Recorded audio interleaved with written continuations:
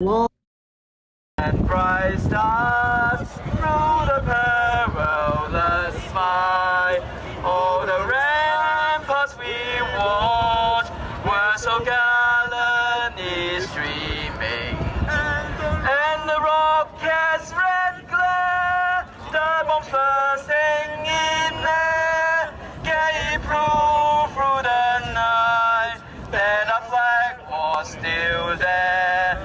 Oh, say does the stars sprinkle then iron way?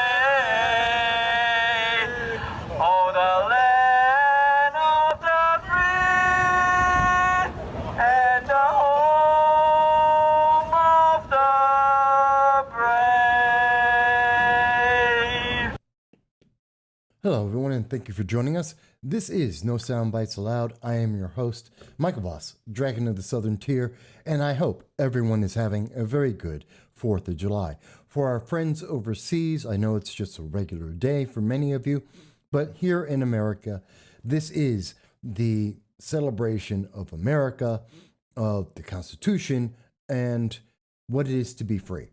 So I hope that everyone watching this will be able to have that expression of freedom in their life, especially today. With that said, let me mention that this is No Soundbites Allowed. I'm your host, Michael Voss, Dragon of the Southern Tier, and every Sunday at 2:30 p.m. Eastern Standard Time, we do a live stream with you. We speak with you on Facebook, Twitter, DLive, YouTube, all the social media that we are allowed by the internet overlords to be able to speak with you about the issues that affect you everywhere in the world and especially here in America. And we hope that you will join us. You can call into the show at 607-242-1582 to share your thoughts. And I know a lot of Americans may be busy today, but we're not at the fireworks yet, folks. So let's speak. And by the way, for those who are unaware, in the opening segment, that singing, that celebration of America, that was from Hong Kong. Because in America today, under the Biden-Harris administration, under the growing progressive socialist ideology, you won't hear a lot of people singing that song. You won't hear a lot of people celebrating America. Foreigners are celebrating America, and they should. Americans should celebrate America, and many do. But because of fear, because of the ideology of the political left, we see it less and less, and that is troubling. It's one of the reasons why we see that Russia has been gaining strength and ignoring the United States. We see China gearing up more and more for a war. Even in their most recent statements, we've been hearing that. This is all quite troubling, and we all need to speak about this. Because when America is strong, the world generally is more at peace. And when it is weak, like with Joe Biden, then we see what's happening now. And we're going to talk a little bit about this. Because I know Joe Biden, if you remember, back on January 20th, Joe Biden had made a promise to the world. Not just to America, but to the world.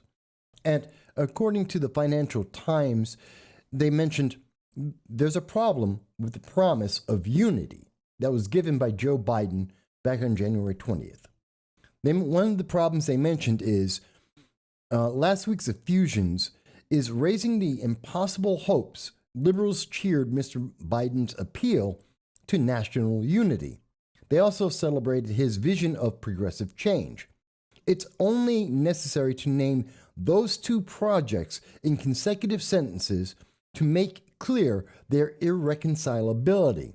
If Mr. Biden means to be the most left-wing president since the 1960s, some commentators weighing his policies say the 1930s, he will alienate Republicans and split the United States. If, in keeping with his career so far, national togetherness is the higher dream, then he must forfeit or dilute much of his domestic program. To be clear, either choice is honorable, but it is a choice. There will be no such thing as bipartisan radicalism. Hello, Bojo. It's good to see you, and I'm glad you're here with me. And again, everyone, You are all welcome to speak up and reach out to us all. I believe that we are, yes, all of the internet overlords are allowing us to go through today at this moment. So I wanted to bring up Joe Biden's thoughts. And I know Bojo says it's a shame we had a great president that put America first, and now we don't. And I understand exactly what you mean, Bojo. This is troubling.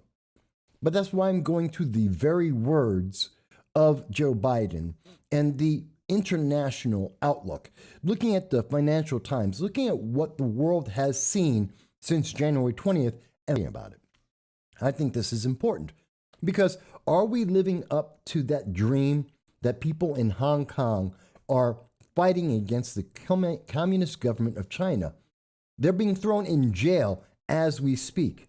Even as Jackie Chan and Chairman Xi Jinping of China were celebrating 100 years of communism, there are Uyghurs in China who are being genocided. We see that the people of Hong Kong are being thrown into political prisons, never to be seen again. We see our allies in Israel, in England, in France, as they fight and reject critical race theory, which is being promoted by Joe Biden, Kamala Harris, and the progressive socialist left. This is a problem because none of this sounds like unity coming from the very people it should be coming from, especially at a time that it should be coming from.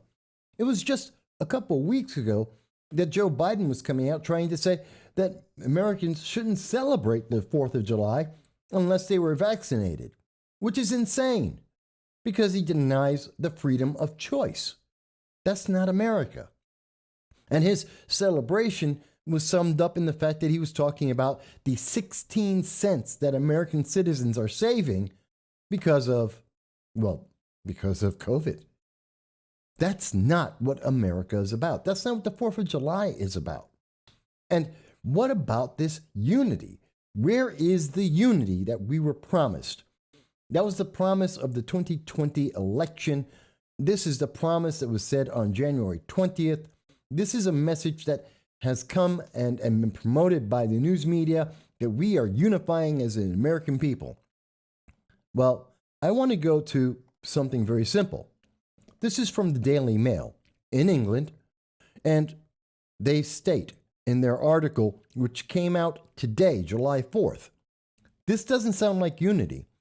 Fury because PBS, the woke and decisive decision to have Vanessa Williams sings the Black National Anthem at Capitol 4th celebration to mark Juneteenth being made a federal holiday. Really? It's the 4th of July, and the Biden-Harris administration, the socialist communist movement of the Democratic Party, not the Democrats, the Democratic Party, are looking to add a division in America. They want to sing, lift every voice and sing. What do Americans think about this? What does this mean for America? Well, if you go through, as viewed by the British, our close cousins across the pond, what do they see? So every skin color and nationality should have its own national anthem. So where do you stop?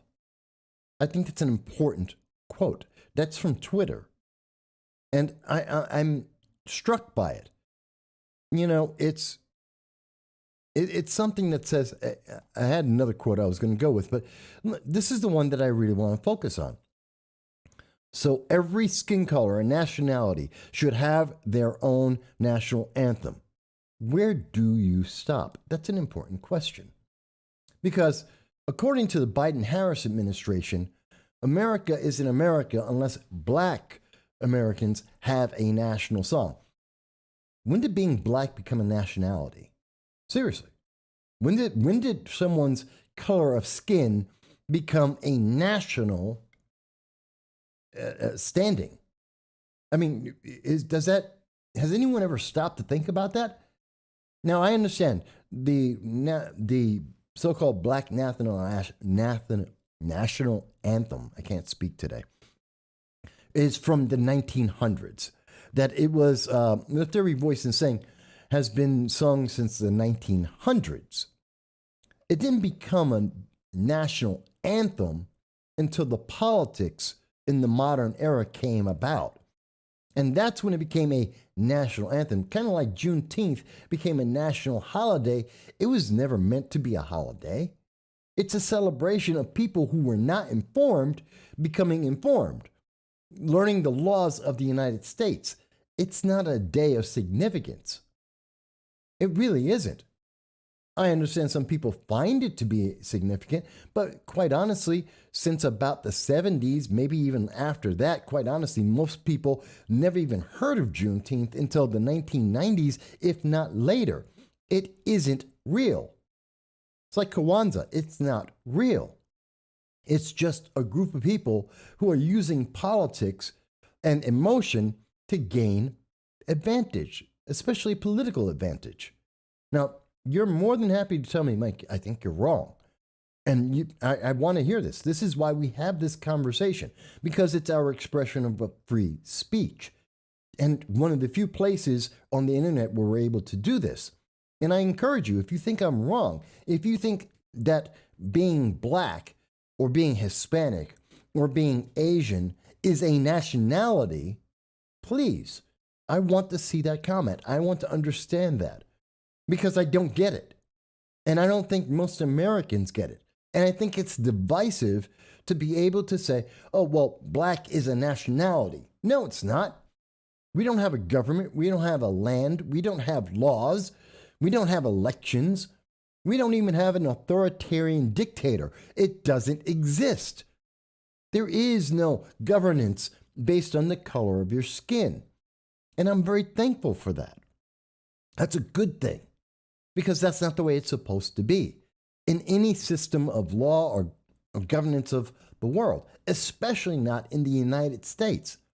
That's why we have people, as we saw at the beginning of the show, that's why people in Hong Kong, native Chinese citizens, are singing the praises of the United States because of the freedom that they know we have every day, that our Constitution guarantees. That we are unified, not because Joe Biden says he wants to unify us, not because progressives demand that we become unified in their ideals. No. We're unified because the Constitution recognizes we are free and that we have rights that are inalienable because of our birth, because we are human beings and we happen to be Americans, and we have these rights by birth. And they cannot be taken away. Cannot. The Constitution limits the government, not the people. That it limits our politicians, not the people. And that makes all the difference. And when people from around the world, in Hong Kong, in North Korea, in Russia, in Venezuela, in Cuba, when they look at the United States, they look at freedom. That's just the truth. So why do we need to have a black national anthem? Because Joe Biden, the progressive left, want to separate Americans. They want to divide our nation. They want to weaken our nation. And they have been doing so for quite some time. And by the way, when we get done with the show, you'll be able to see all the links of everything that we're speaking about so you can read it in full for yourself to get full context, because we want you to be educated to know what's going on. And we want to hear your voice, whether you call into the show at 607-242-1582, or whether you leave a comment, or even after the show, please leave a comment. So one of the problems is they're looking to divide America, and they're not satisfied with just putting in a new song, just changing holidays to emphasize one group of people based on the color of their skin over another group of people. No, they're not willing to stop there. The progressive left has also been going to our military, our national defense. In fact, it was Senator Tom Cotton on July 3rd, yesterday, when he was speaking about the military and its use of critical race theory.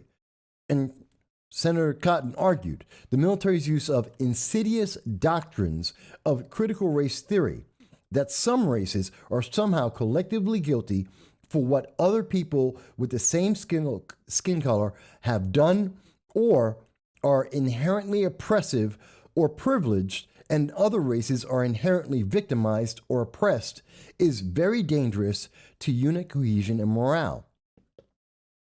That's what the Biden administration is doing. That's what the Harris administration is planning to do. That is what we see happening in American politics today on July 4th. We have division. We have individuals who are trying to say, well, you need a black national anthem because black people are oppressed. And in saying that black people are victims, you are saying that they are not equal, that they need the protection of others because they can't do it for themselves.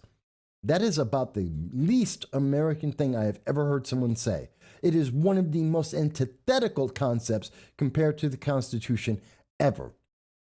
We are created equal under God. We have inalienable rights. That doesn't sound like, oh, except if you have the wrong color of skin. Then you're a secondary individual. You are a lesser being, and you need the protections of government because you will never succeed. That is the message of the progressive left.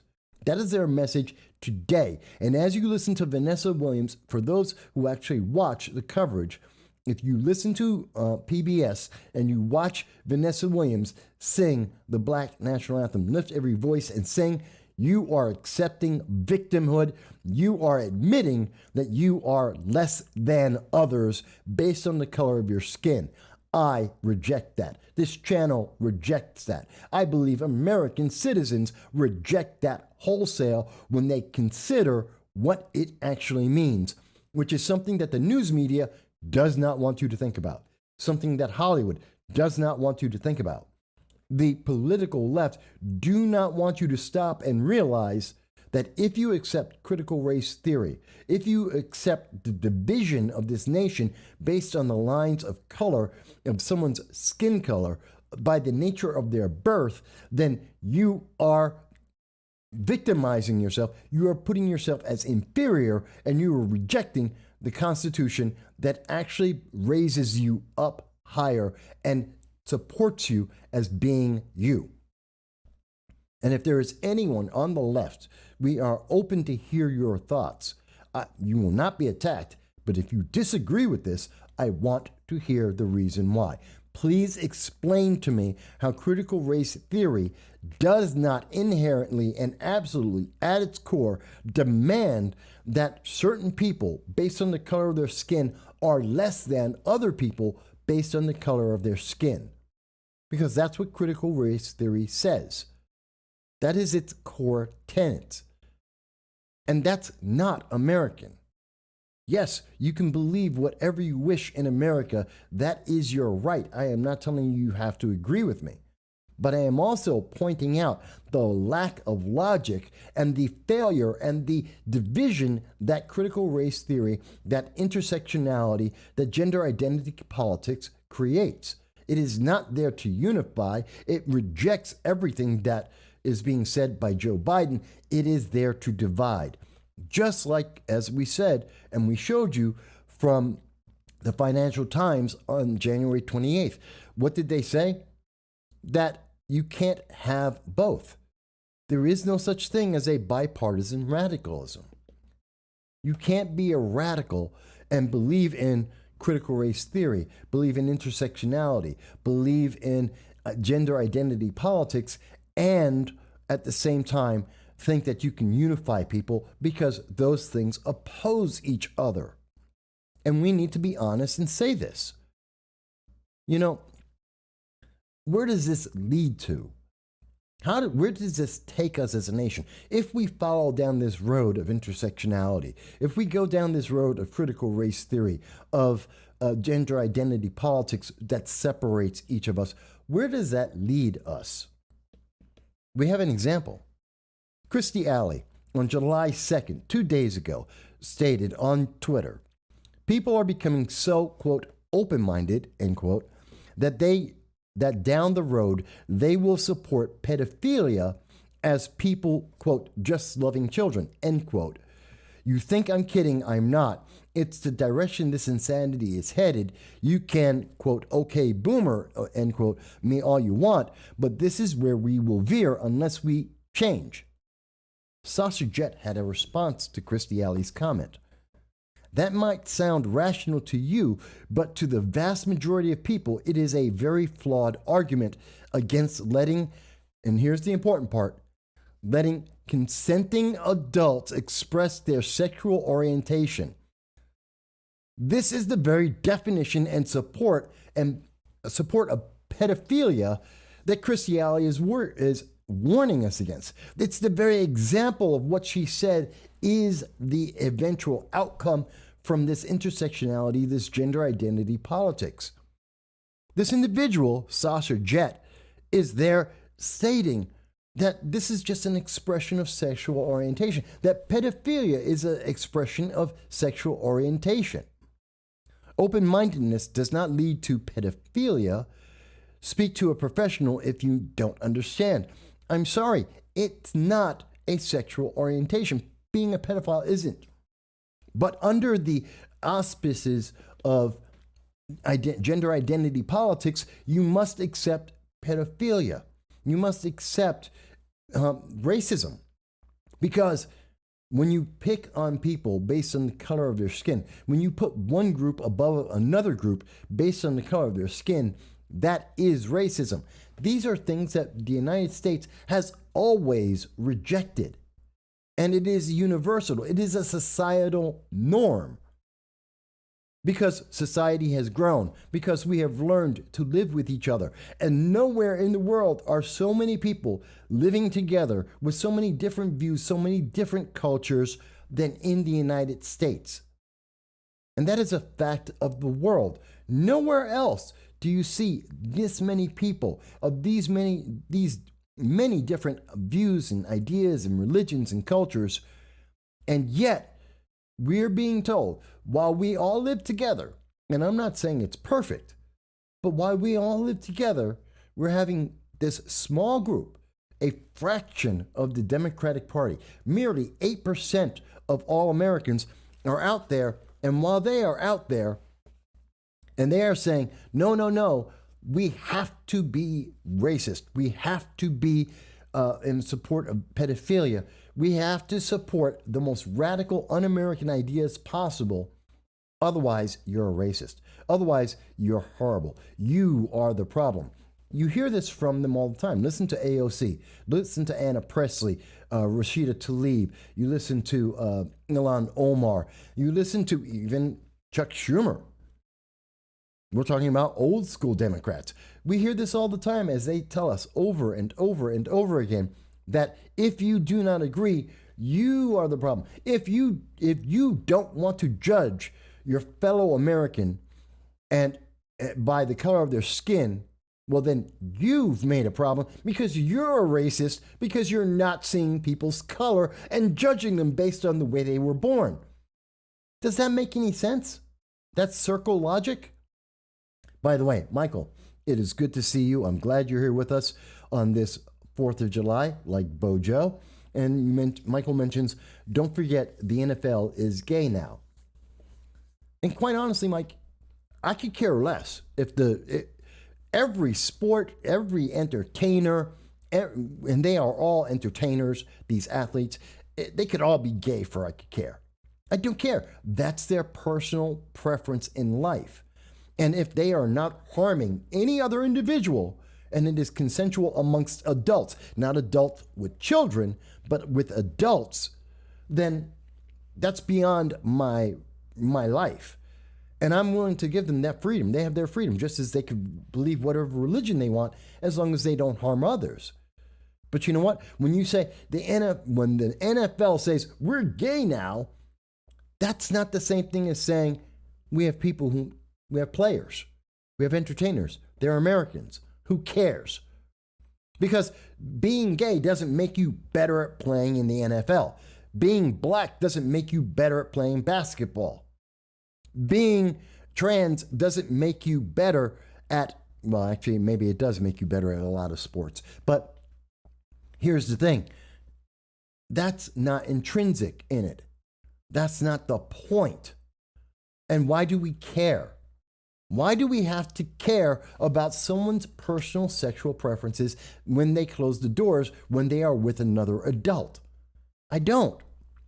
Now, if you say this is an adult with a child, as pedophilia does promote, then I have a problem. Because if this isn't an issue, why did we go after Epstein? Why did we worry about Epstein's island? It was an island of underage children having sex with prominent figures of entertainment and politics. I mean, the godsend of Bill Clinton, he was on that island. We've heard that Bill Gates was on that island. There were a lot of people of great power and significance within the Democratic Socialist Party that were on that island. And we have to ask the question, if pedophilia is not a big deal, why do we care? Otherwise, if we just accept people's sexual preferences, then why do we care? By the way, it's also at the same time, these very same Democratic Socialists, these same progressives are telling us there is no gender. There is no sex. Well, if there is no gender, there is no sex, then why are you bothering to tell us about people who are gay? There's no gender, there's no sex. Why is it a problem? Why is it important to emphasize? Besides the fact that they are trying to destroy our Constitution and they're destroying our nation by destroying our unity as a nation. As we become more and more categories, we become more and more check boxes under the progressive mantra, and you lose your individuality, you also lose your nationality, you lose your unity as a country. It destroys us because that is the only outcome. When you have pockets of people who are in their safe spaces, and because they're black or they're Hispanic, they're Native American Indians, they're whatever, whether it's their religion, their color of skin, whatever it may be, when you have these pockets of people and they don't interact, then you lose a national identity, you lose a nation, and you become a pocket of other places. And that doesn't survive. And the Constitution cannot work in that environment. And you have to say, well, Mike, I don't know that that's so bad. I don't see that. Where is this coming from? Can you show me evidence of this? Okay, sure. Here's Facebook. You may have gotten this message, and I'm sure Facebook is going to drop me in a second because I'm going to highlight what they have done. This is from PC Magazine on July 1st, just in time for the 4th of July, a time when people are going to gather, and this is important. These things are being timed. If you notice, a lot of changes are being timed to holidays, to times when Americans come together and are able to actually speak with each other. And we've been told, you shouldn't talk politics at Thanksgiving. Don't talk politics in a bar. Don't talk politics at church. Don't talk about politics. Don't talk about what's going on in your own country. Be silent. That's the message they've been pushing on us for a couple of decades. Your vote doesn't matter, and be quiet about your politics. Don't tell other people. Why? Why must it be a secret? Why can't we discuss what our president is doing? Because we're supposed to rely on CNN. We're supposed to rely on MSNBC, organization, the New York Times, institutions that have been routinely and regularly found to have lied to us. Remember when the Wall Street Journal, CNBC, CNN, remember when they told us that Hunter Biden's laptop didn't exist? That there was no evidence of any wrongdoing there? That to say that Hunter Biden broke gun laws in the United States by illegally getting a gun, that wasn't the truth. Only for 4 months later to then turn around and say, oh, by the way, it is true. Don't worry. We were always telling you the truth. It was true. It didn't exist then. It exists now. It's the same thing, but now it's true because we told you so. And by the way, Don't talk to your neighbors. Don't talk to your friends or your coworkers. Don't speak to anyone about your politics. Don't criticize us. Just stay silent and let it go. And that's a problem. Lacey, my dear, I love you. I'm glad to see you here with us. Lacey says, if freedom of speech is taken away, then dumb and silent we may be led like sheep to the slaughter, George Washington. And I agree with that. But again, that very same thing George Washington is saying is being opposed. Because on July 1st, in anticipation of July 4th, in anticipation of this moment of us speaking to you live as we are right now, giving up our 4th of July to speak about freedom and to celebrate it, just like the people in Hong Kong, we have Facebook who's saying, oh, but are you an extremist? Do you know someone who's an extremist? Have you been exposed to extremism? What does that mean? They want you to be aware. This is a Gestapo kind of tactic of trying to convince you, point out all the people. You are our spy. Please tell Facebook who are the people and what are the things that are extremist so we can identify them. And by the way, let's re-educate you. We're going to give you support so that you will be protected, which is called re-education. It's a form of re-education. Here it is in their own statement. Let's read it. Facebook says, are you concerned that someone you know is becoming an extremist? What's extreme? According to critical race theory, the Constitution is extreme. America is extreme. I'm an American citizen. And that is considered extremist because I love my nation. I support my nation. I have volunteered to be in the Marines in defense of my nation.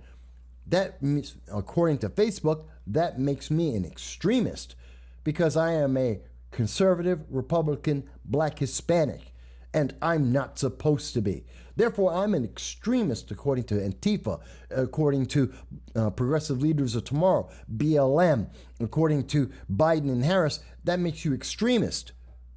So they want you to report people like me for saying that I believe in America, I believe in the Constitution, and thank God for the July 4th. I embrace the people in Hong Kong who are asking for a glimpse of the same kinds of freedoms that we have right now in this nation. And Facebook wants you to get support. They want you to be, protected. They want you to think the right way. They want you to have right think. Yes, that is right out of 1984. George Orwell told us this was coming, and here it is. And there is no greater expression of that than seeing our biggest media outlets that are actively trying to engineer and control what people are able to speak about, what they are able to think.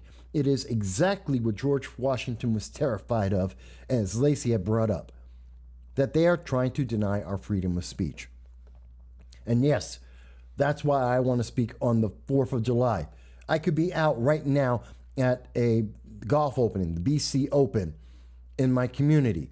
Great event. I had tickets to be able to go and see a great golf tournament that's out on TV right now. I could be there live, and I am here with you. I could be out getting a beer and getting ready to watch fireworks and grilling on my grill. I'm not. Why? Because I believe in freedom. I believe in our First Amendment free speech, and I want to give this expression of free speech to everyone in the world. I know people are watching this in Great Britain, in Germany, in India, in China, in Canada, in Peru, across the world. And I want to spend my 4th of July celebrating the United States and pointing out the problems in our nation that are destroying the very freedoms these other nations look to when they look to a better life, when they are looking to the very best that we have to offer on this planet. And believe it or not, I know a lot of progressives don't, this is the best that the world has to offer. And you know what? It's pretty good. It ain't perfect, but it's pretty good. But, when we think about that, we're not supposed to think. We're being told constantly, don't think, don't ask questions, just accept. If anyone asks questions, if they look at the news and they say, I don't necessarily agree with that, what are you supposed to do? Ignore it. And if you look to our leaders for guidance on this, well, then you get to see this from Joe Biden. Afghanistan. I'm not going to answer any more question on Afghanistan. Look, it's 4th of July. On the economy, I'm concerned that you guys are asking me questions that I'll answer next week, but on this holiday weekend, I'm going to celebrate it. There's great things happening. Think about that. Think about that. We have Joe Biden who says, I won't deal with the issues of the nation because I'm going to go on holiday. Freedom, well, it goes on a holiday. You can shut down freedom. You can shut down free speech. You can shut down the Constitution and the amendment. You can just ignore the world because it's an American holiday. That's it. This isn't a world holiday. This isn't the movie Independence Day. We're not stopping. The world doesn't stop because we have a holiday. You're a leader. You're supposed to be a leader, Joe Biden. You're supposed to answer questions, not when you feel like it, not when someone has the prepared answers for you, but when they are asked of you. Because that's what our news media is supposed to do. Dal, I'm going to get to your question in 1 second. But you're supposed to answer and give confidence and celebrate freedom of speech, freedom of the press. You're supposed to answer these questions. I'm not saying that you have to have a perfect answer, but you don't go on holiday. The presidency doesn't stop. America doesn't stop. There are people who are working today. Just by being alive, we are celebrating freedom, but the world doesn't stop. And the questions don't stop. People are looking to this leader, and I'm using that figuratively, to give us answers, and that means you give the answers as best as you can. You don't dodge and say, well, Afghanistan, they should stop fighting because it's 4th of July. China should stop hating America and stop trying to build up to World War III because it's the 4th of July. You know what? We should have Iran should stop building nukes and start trading with America because it's the 4th of July. Or what are we, in kindergarten? That is the most nonsensical thing I've heard in quite some time. Let me get to the comments. Dow mentions that today is as much a celebration of declaration of a people to self-determinate as it is a day of reflection. And I believe in that. And that's why I'm reflecting on this, because we have to highlight the problems so that we can fix them, because we have the power to do so. It is the 9th Amendment. It is the 10th Amendment. It is our right. We have all the power of this government. And if we do not reflect on it, if we do not ask questions, and if we do not seek out the difficult answers, we will never get them. Instead, if we do like Joe Biden and we deny the ability to hear the questions, we refuse to answer the questions, if we rely on critical race theory, if we rely on gender identity politics, if we rely on intersectionality and say, well, the answers can only come by certain people who have been born of a certain color, who have a certain kind of gender, a certain kind of sexual preference, they're the only people who are qualified to answer. Guess what? You have given up your rights of freedom and your ability to live. You are now nothing more than a doll. You're a serf. It's horrible. Dow mentions, we all know that the reason he balks at questions like that is because he doesn't know, he hasn't been coached, and is frustrated at being unable to verbally spar. This administration is guilty of elder abuse. And I agree with you. We have watched since January 20th a significant downturn of the mental acuity of Joe Biden. And if there is someone who is on the left and they disagree with me, I am perfectly happy to have that discussion. Show me your evidence. I will show you mine. I can show you many times, in particular with the G7 summit, where world leaders are scolding Joe Biden and laughing at Joe Biden, our leader, laughing at him, not with him, at him. because he had no idea what was going on and could not defend the United States. He could not support us. He could not represent us. Macron, this is France's president, Macron, was scolding Joe Biden as Joe Biden sat there and took it because Joe Biden could not defend himself, because he doesn't have the mental acuity. And that's why you see Vladimir Putin laughing, literally laughing on national news. Why we see the Chinese Communist President Xi Jinping, who's going around and preparing for World War III, and he's straight up threatening the United States to do anything about the genocide that's going on in China, as he arrests people in Hong Kong for singing the American national anthem, the actual national anthem, and singing about the praises of freedom that America represents. That's a problem. And this 4th of July, we need to address those problems. We need to be honest with one another, because hiding from the answer does not give us an answer. Deferring to others who don't know any more than you do, that's not an answer. And by the way, I know many politicians. I know members of Congress, members of government, local, state, and federal. And I guarantee you, 2/3 of them are no smarter. Actually, 99% of them are no smarter than anybody walking down the street. They're just human beings. They're not nobles. They're not neo-nobles. And elections do not suddenly elevate their intelligence. It doesn't happen. And we are watching it right now. There's a reason why people are saying Kamala Harris has endangered her re-election capabilities for 2024. What are you talking about? Why are they worried about that? Because they are looking for power. They're not looking at what she's doing. Be more concerned about what she did at the border, or more importantly, what she didn't do at the border. That she didn't go and see the 1,600 children that were at Fort, I forget the name of the fort. I think it's Fort Bliss in Texas, where 1,600 illegal aliens crossed our border, and she didn't go there to find out and ask them, why did you come here? Why don't you go back? What would it take to get you to go back to your home country? Why are you abusing your children, sending them on a 1,000 or 2,000 mile march with sex offenders, sex gangs, sex slavers, and with drug cartels? I mean, that's where she should have been. That's what she should have been doing. Instead, she said, oh, we're doing great. Things are getting better.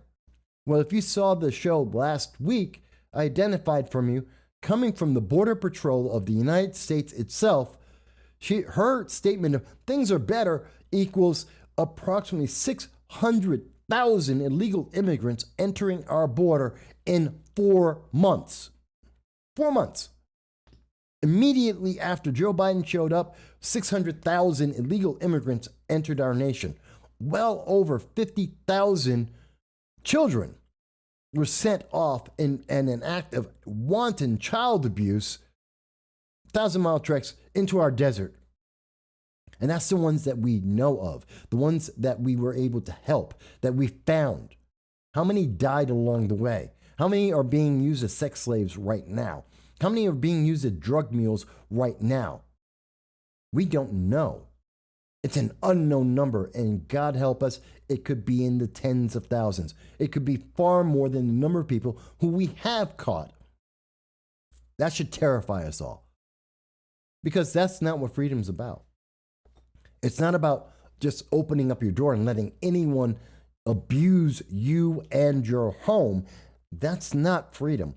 That's not kindness. That's a problem. You're enabling the very worst aspects.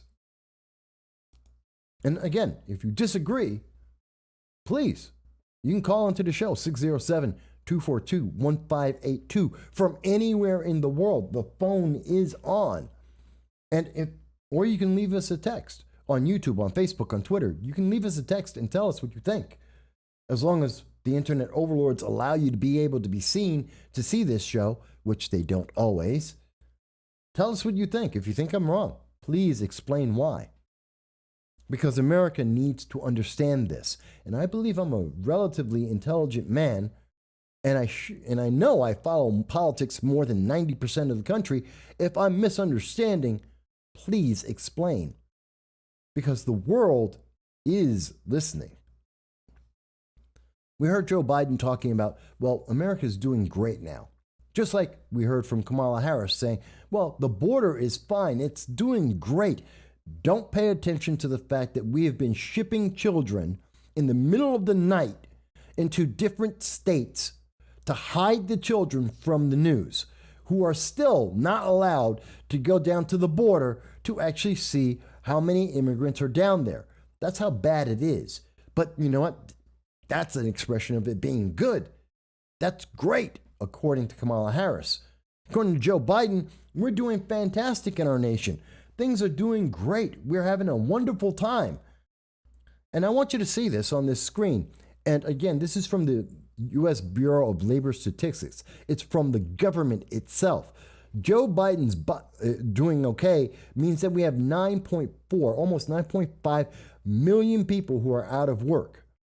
That the unemployment rate increased to 5.9%. And you may say, well, Mike, but a year ago, we were at 11.1%. That's because a year ago, we wouldn't let people get out of their homes. You were isolated. You were locked in. You didn't have a choice on whether you wanted to go to work or not. And now we have 9.4 million people out of work. 100,000 people that we don't even count that are part of the, who are not counted in the unemployment rate. We have a 61.6 participation rate, which is abysmal. It is about the same as what we had last year at this same time, when people weren't allowed to get out of their houses, and we had every piece of news media telling the public that if you went outside your home, you were going to die because of a virus. A virus that, if I mentioned it, we'll see YouTube and all the others ban me, the internet overlords ban me. That should concern you, because these are not expressions of freedom.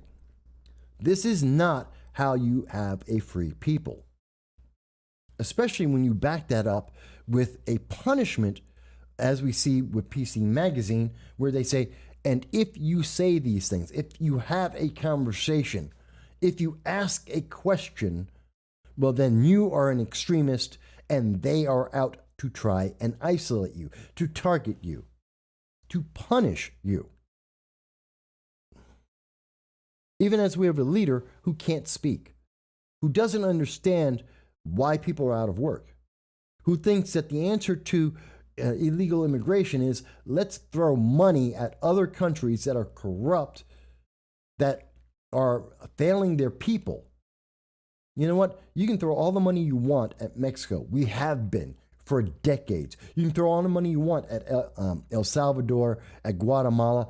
We've been paying them hundreds of millions of dollars for decades, year after year for decades, and their countries haven't improved, because throwing money at the problem, saying that the United States will take care of you, doesn't equal benefit for the public, for the people. If someone is taking care of you, you're not improving your life or the quality of your life. You're just becoming more dependent. And we've seen this in society before. There was a time frame where we saw this. This is called the Middle Ages, and the people who were being taken care of, they were called serfs. They were slightly better than slaves. And that doesn't mean just because they were black. They were white, black, Asian. Serfs existed in every part of the world throughout our history. And it wasn't until we started introducing the idea of freedom, of inalienable rights, and the ability to have, the freedom to be able to share these ideas and ask questions of our government, only then did the quality of life significantly increase for so many people. The United States has ushered in more freedom for more people around the globe than anything else in the history of mankind. That is a fact. It is undeniable. Not communism, not monarchies. It has been American freedom, and capitalism has ushered in more freedom and more improvements in the quality of life than any other system of government in the world, more than any other nation in the world. I'm not picking on my friends in Britain. I'm not picking on my friends in France or Germany or Canada, the rest of the world. I'm not saying that you're less than. I am saying we have better. I am saying that this system has proven itself to, because of the improvements in the United States, we have seen more medicine in the world. We have seen more communication in the world. We have been able to entertain ourselves better in the world. We have been able to feed and clothe ourselves better in the world because of the capitalism in the United States and the freedom of individuals to live their lives without interference from the government. And that's why the world is better. That's why more people live longer, less babies die in infancy. We have more individuals living longer. That's because of America. Directly because of America, because of freedom. And that's what we're celebrating today on July 4th. That doesn't mean America's perfect. Please, don't take me as saying that America's perfect. But this intrinsic fact is so blatant and so obvious that people in other countries by the millions are trying to enter the United States legally and illegally. Because no matter what quality of life they wind up having in America, it is better than what they had before. That's why they leave. Now, that doesn't, I wouldn't say that that's necessarily true for people in, say, Britain or France, where they're a first world nation. But I will say that those nations have benefited from the first world culture of the United States, the freedoms of the United States. And that's why we have such influence over their countries. It's also why they're so terrified that they see critical race theory being exported from the United States to their countries and destroying it. That's why Macron and Great Britain, Boris Johnson, they're getting rid of critical race theory. They are banning it. That's why critical race theory is banned in 26 states out of 50 in the United States at this moment. Because some people see that it is un-American, it is divisive, it is destructive, it is racist. It is everything that the American values do not support. If you want to tell me I'm wrong, please do. If there is a member of Antifa, a member of Progressive Leaders of Tomorrow, a progressive or socialist that is watching this, because I don't think most Democrats would disagree with me. I don't think I know conservatives, libertarians, Republicans, they agree with me. And so do most Democrats agree with me. But not progressives, not the far left, the socialists, Democratic Socialists of America, especially the Ithaca chapter. They don't agree because they would rather use force and they want you to be subservient. And on this July 4th, let's talk about this and let's reject it. Let's reject those that would want us to be subservient to a government and a small group of political elites, because that's not America. That's what I believe. You guys, if you think I'm wrong, Dal, Lacey, Chris, by the way, Chris, I did see your emote, Michael Bowie, Bojo, anybody. If you think I'm wrong, tell me. Let me know, because I don't think I am.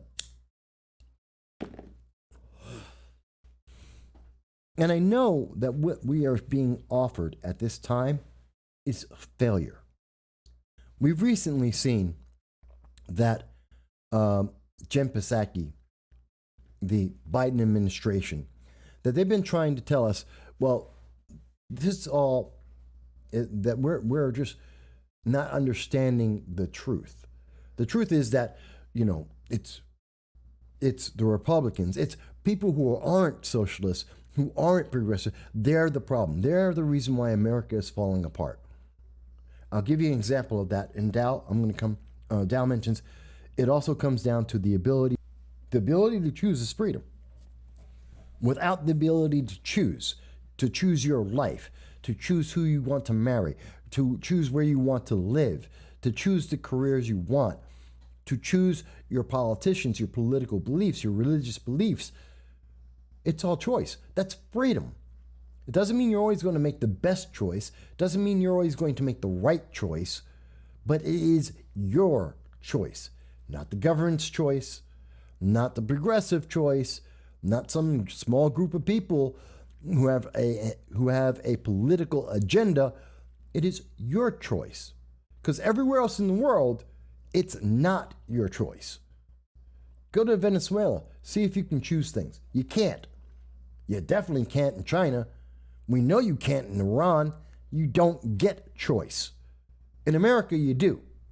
That's why millions of people are coming here.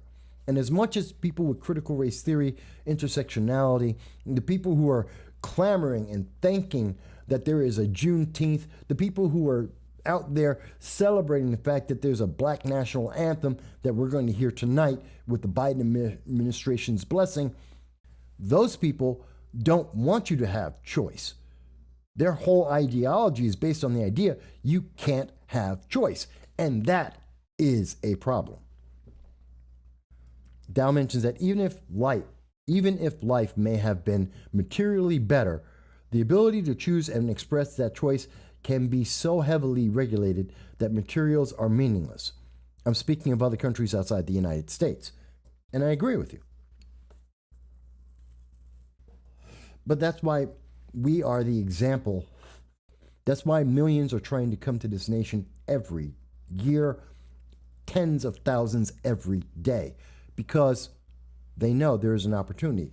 And we have a responsibility, both to those who passed on and died before us, whether they were fighting or living, that those who passed before us passed the baton to us of freedom, of choice, of liberty, and to be able to defend that and carry that forward to the next generation. And that means that we do not accept this handout and this imitation of freedom that's being handed to us by socialists and progressives and the democratic progressives. Dow mentions that China has choice. Worship the Communist Party of China or have your organs harvested as a prisoner of conscience. And that is a choice. And that is what they are doing. That is a fact. The Uyghurs are under a genocide right now, and Joe Biden won't talk about it. But I wanted to point to something else, because I want you to understand what the difference is, because the media will not put this into context. Most of the political commentators out there won't put this into context for you. And they are absolutely desperately angry that a black Hispanic is telling you this, because they can't attack me now and say I'm a racist. Well, actually, progressive leaders of tomorrow, they do call me a racist. It makes no sense whatsoever, because they have no proof of even a single thing I have said in 15 years publicly, in video, in writing, for 15 years, and they've never found it. So they are desperate to try and find something. They want you to believe that this is extreme. But I want you to see the reality of what we're talking about.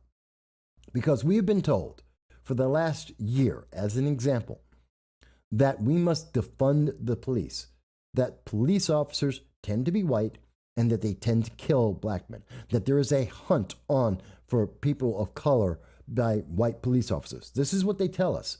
And the only answer is that we must defund the police. We must get rid of the police, because that will be better for you. And then with that statement, which they have been saying, and they've recently said, well, no, that's a Republican idea. No, it's not. No, it's not. And I'll prove that to you in just a little bit. Actually, let me prove it to you right now. See, they've said, the Biden administration, that, hey, you know what? That's just a couple of months ago. Some might say that the other party was for defunding the police. I'll let others say that, but that's a piece. Psaki, you're a liar. You're a liar.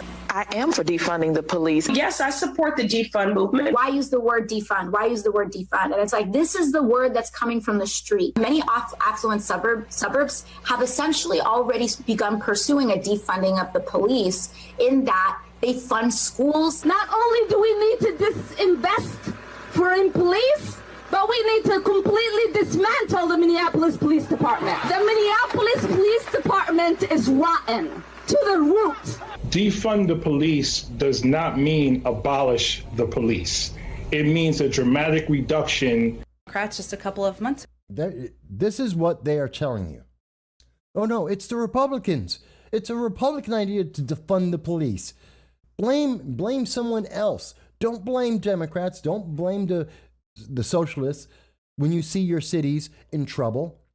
And you know why they changed their tune? Do you know why they suddenly decided that, oh no, let's blame other people. Let's blame Americans who actually want to fund the police, who want to be American. Let's blame them. Why are they saying that in a full court press on the news media? Because on June 30th in the Bay Area, this is the Los Angeles Times. Again, almost all of my sources are left-leaning sources. This is the Los Angeles Times on June 30th. Bay Area TV news crews were held up in an armed robbery attempt during an interview. This was being taped. The attack outside City Hall.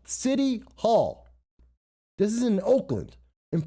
Outside of the City Hall of Oakland, amid spiking crime rates in Oakland, and less than 3 hours after the police chief blasted the city council for cutting funds to defend for the police department's budget. Newscasters from KNTV were filming an interview with Guillermo Cespedes, the director of the Department of Violence Prevention, when the robbers attempted to steal the TV crew's cameras and equipment. A scuffle ensued, and a private security guard pulled out a gun and ordered the suspects to leave. The two fled without the camera and no injuries reported. Can you imagine that?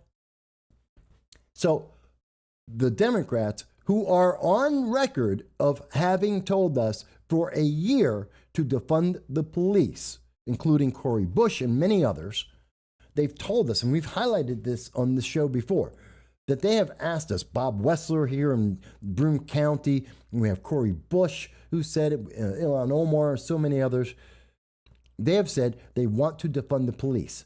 Now that we have seen what has happened, that in Los Angeles, in Oakland, that we see that news crews are being, broad daylight, they're trying to be armed, robbed in front of City Hall in broad daylight. And when that's just an example, and we have the statistics from 22 cities that have defunded the police, and every single one of them, every single city that has defunded the police has higher crime, has higher violent crime, has higher murder rates, and every one of those cities are Democratic strongholds. Every single one. These are the facts. It's irrefutable. This is empirical evidence. And I know empirical evidence is something that Alexandria Ocasio-Cortez and the Democratic Socialists of America, they refute because it doesn't match their feelings. And their feelings are more important than the truth, as Alexandria Ocasio-Cortez told the American people on 60 Minutes. But that doesn't change the truth and the facts. And I'm going to get to your comments, Mavis, in 1 second.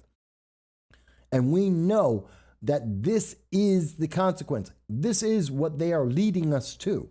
Our nation is being led to more violence, more disruption, more chaos, more danger for the average American citizen.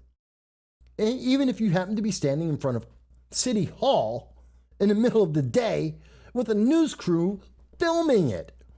If you happen to be in George Floyd Square, that doesn't mean you're going to be safe, because a news crew filmed a drive-by shooting happening while they were live. This is the consequence when you don't believe in freedom and you try and dissect the American people into a bunch of check boxes, and you give different preferences, you give different priority to those check boxes based on artificial, inhumane reasons, which would be someone's color of skin, their sex, their gender, their sexual preference. So Mavis said, I have the video of a DSA agent, a DSA guest speaker at the local rally last year saying defund and eventually abolish the police. I know. And there was a local guy in my area, which is Bob Wessler. Bob Wessler is a Democrat. He was running for legislator, and he supported defunding the police. So did there was a trustee in Johnson City, New York. He was out marching with BLM and Progressive Leaders of Tomorrow, demanding that there would be a defunding of the police. So just like you, Mavis, I call BS on that because we have the examples, but we're being told, don't believe your eyes. Don't believe what has been reported. Don't believe the support that we have seen from the major news media to support this and to support these individuals with this political ideology. Blame someone else for the problem. But by the way, keep listening to the news media, keep listening to these very same people who caused the problem in the first place. Dow mentions, I'm sure the Dems will take the optics hit of reversing on defunding the police because they absolutely do not want the citizenry to reclaim their right to defend themselves. They fear the citizenry using their 2A on them. Second Amendment. I believe that I believe Democrats don't think the American people are smart enough nor have a memory long enough to remember what they did 3 months ago. And if we look at their policies, they are dependent on that. They are absolutely dependent on it. When I showed you Jen Psaki, the press secretary for Joe Biden and Kamala Harris, she turned around and said, well, it's the other party. It's the Republicans. They're the reason why we have defunding the police. That you can only say that if you think people are stupid, that they can't remember 3 months ago, that no one would ever search and look up and realize every single person who's ever said that is a Democrat, that all 22 cities in the United States that actually defunded the police, they were all run by Democrats. The only way you can say those kind of things are if you think people are stupid and incapable of using the internet, which, by the way, according to Joe Biden in March, it was April. In April, Joe Biden told the American people he doesn't think black people can use the internet. It's one of the reasons why he's so adamant about trying to pass voting rights laws, because he doesn't think black people know how to get onto the internet, nor they don't have the ability to get on the internet, nor do they know how to use it. Those were his words. You don't believe me? Look it up. It may take you a second because Google will suppress it so it makes it harder to find. You will find the direct quote. But this is all terrifying stuff because it's not ending there. I wish this was the worst of it. That was just defunding the police and that would be it. I wish it was only as bad as Christy Alley pointing out and being proven correct that these very same progressives want to support pedophilia. I wish it were only as bad as Facebook trying to create re-education camps and having an online re-education program in force at this moment. I wish that was as bad as it got, but it isn't, because now we have America's largest teachers union is backing critical race theory and calls for an October rally to commemorate George Floyd's birthday. You may not have seen this because it came out today in the BBC, in the Daily Mail, which is the United Kingdom. This is what our teachers are looking to do. They want to teach kids. They want to have, on October 14th, they want to celebrate a criminal. George Floyd was a career criminal addict. And this is who they want to celebrate. They want to put him on a pedestal. There are statues for George Floyd now, paintings everywhere. You would think George Floyd was either a religious figure or that he was Martin Luther King or Mahatma Gandhi. He's a criminal. The only thing that he did to benefit society is that he died. I don't like the way he died, but he was a criminal. And yes, he died through a crime, and the man who did it is being punished, overly punished, if you ask me. But more importantly, George Floyd is no angel. He's no celebration. We do not need to celebrate that man's life. And we're using it to not only celebrate his life, but to also celebrate the fact that critical race theory is going to be given to our children. What does it actually say? And I want to be exact, the National Educators Association says it will, quote, provide an already created in-depth study that critiques empire, white supremacy, anti-blackness, anti-indigeneity, racism, patriarchy, cis-heteropatriarchy, capitalism, ableism, anthropocentrism, and other forms of power and oppression at the intersections of our society. So they're going to push intersectional gender identity politics. They're going to push critical race theory. That if you happen to be white, well, you are a white supremacist.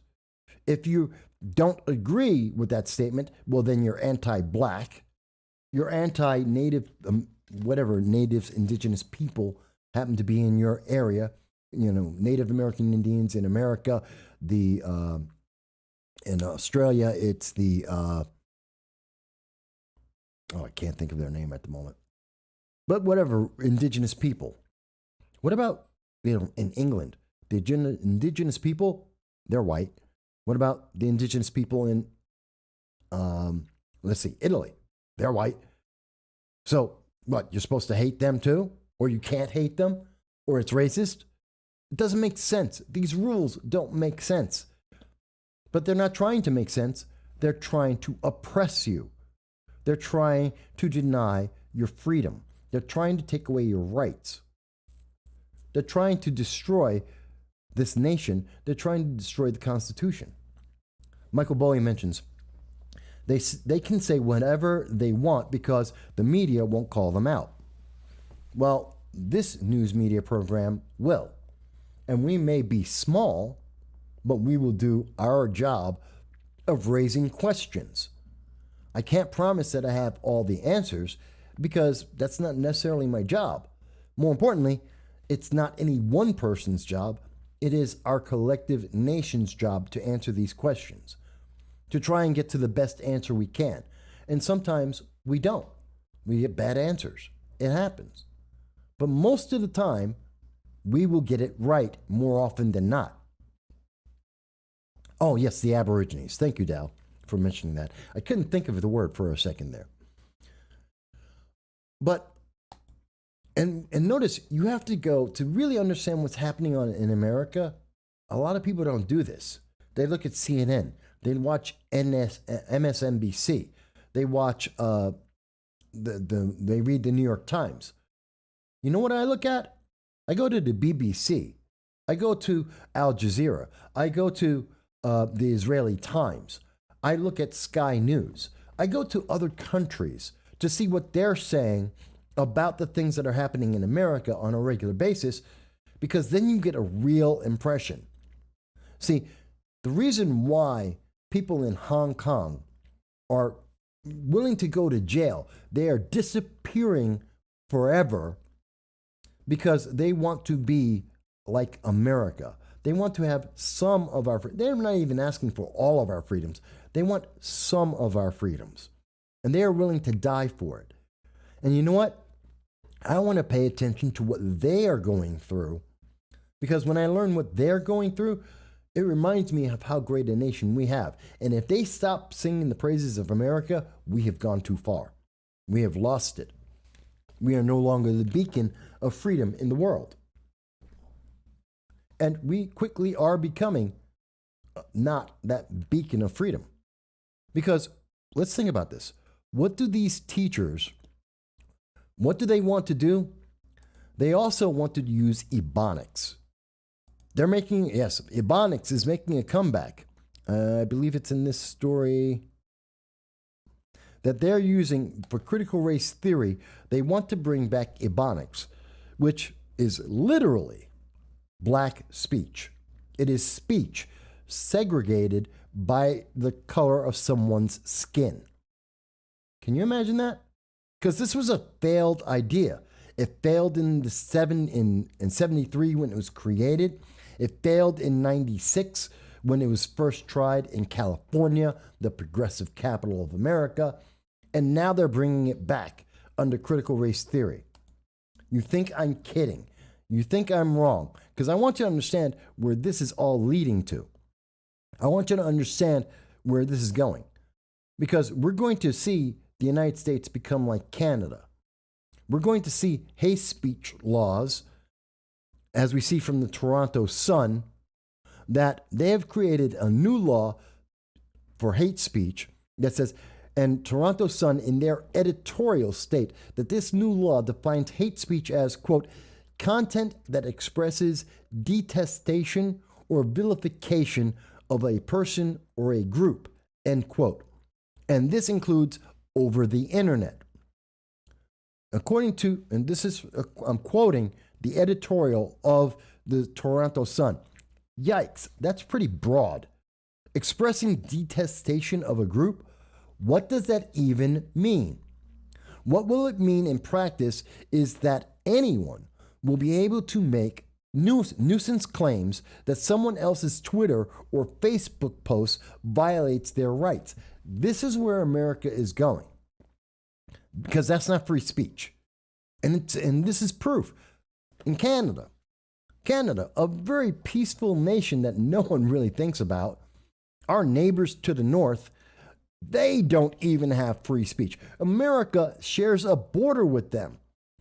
They see every day the benefits of the freedom of the United States, and they don't even get to have that freedom. Because you can now be fined up to $50,000. $50,000.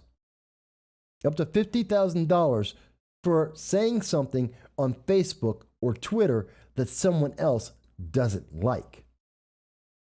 And they want you to teach this. They want to teach this. And I want you to understand, how is that connected to Ebonics? Because critical race theory is going to be taught. And what we found out is that they're going to use black language. Critical race theory. This is coming from, this is from The Blaze. And professors say proper grammar is racist and perpetuates whiteness. Yes, just like they said that math is racist, well, now the English language itself is racist. And this is coming from April Baker Bell, who is an associate professor of language at the Michigan State University. And she says that standard English usage and teaching perpetuates the idea that black language, otherwise known as, where do we see black language? Ebonics. Black language, black speech, is inferior to standard grammar. The answer is yes, because language is not based on someone's color of skin. There is no black English, just like there isn't Spanish English or Hispanic or Asian English. There is English, American English, British English.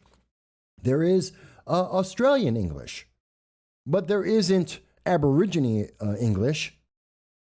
It's not based on the color of your skin. It's like saying that it's based on your sex, that men have a certain English and women have a certain English. That doesn't exist. That's ridiculous. By the way, I'm going to get to the comments in just one second. But, and this Baker Bell, Associate Professor Baker Bell out of Michigan State University, this is a college. This is being taught to college students. She goes on to say The way black language is devalued in schools reflects how black lives are devalued in the world. And the anti-black linguistic racism that is used to diminish black language and black students in classrooms is not separate from the rampant and deliberate anti-black racism and violence inflicted upon black people in society. Let me read this again for you, and I want to make sure it's clear, because I'm going to use the word Ebonics, something that everyone has rejected. This isn't English. It isn't even attempting to be English. This is from uneducated individuals making up their own words. It's just making up words. Don King would be proud. This is it. The way that Ebonics is devalued in schools reflects how black lives are devalued in the world. That is a lie. It is a lie because black lives aren't being devalued, but being able to improperly speak, to not have the ability to communicate with others and allow them to understand what you're saying, yeah, that is devalued, and it should be. That's why we have language, so that you can understand what's going on in my head. I have to have words that we both understand that we can communicate with. And if I can't have those words, and if you don't understand those words because they're not language, they're just something you made up on the fly, guess what? You're not communicating. And that has no value. It actually destroys value. Does this make sense? That they are systemically trying to find ways to destroy our nation. To destroy our nation. To destroy our language. To separate us by color, by the color of our skin, by the gender we have, by our sexual preferences.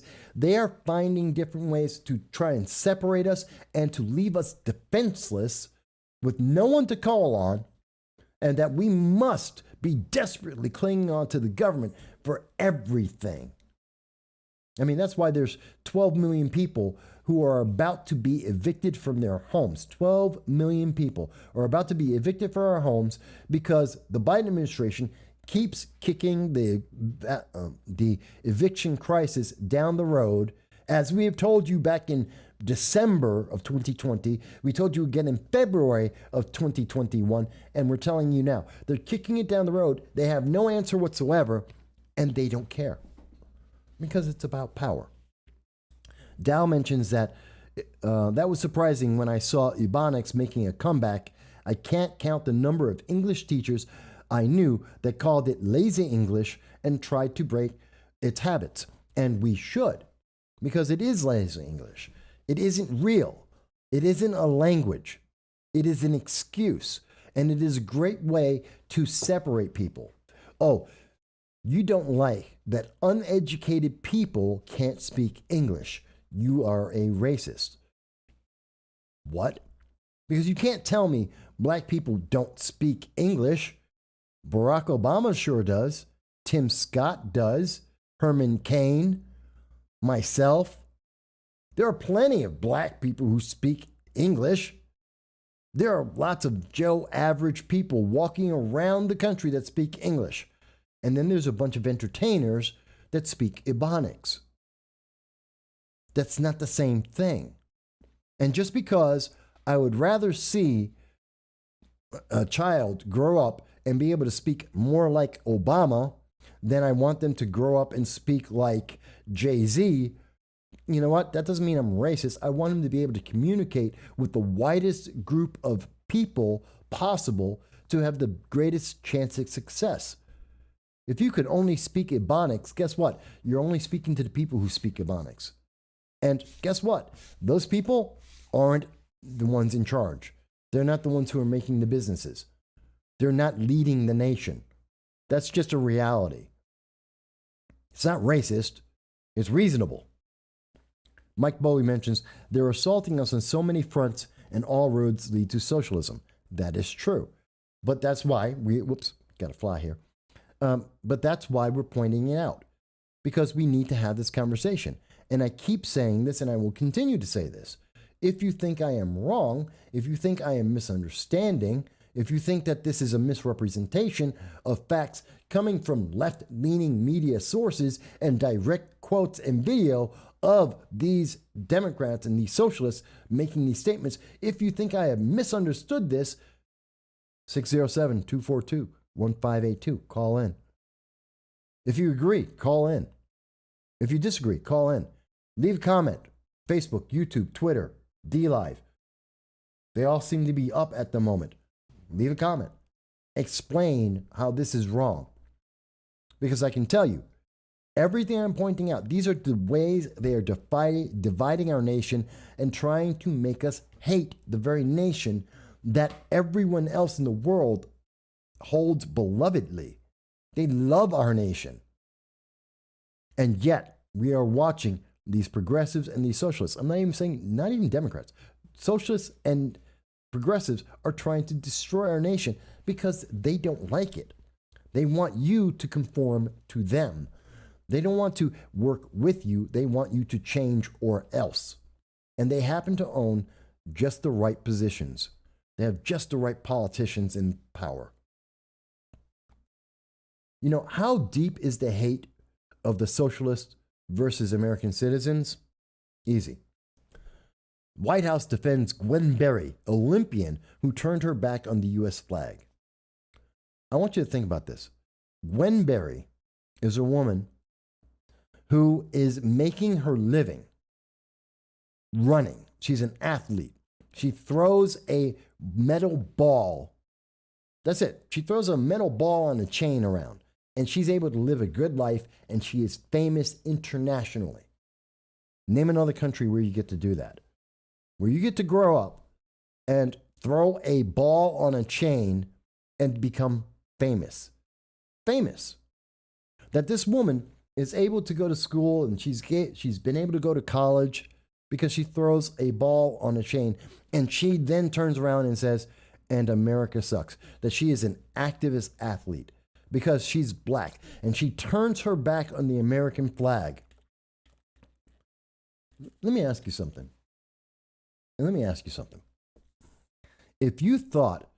If you believe in critical race theory, if you believe that you are oppressed, even as you live a better life than 90% of the rest of the world, the poor in America live a better life than 90% of the world, and if you think you're oppressed, would you go to the Olympics and represent that nation that you want to be an activist for? Again, this is in the news. She covered her head with a t-shirt that read activist athlete as she turned her back on the flag as the national anthem is being played.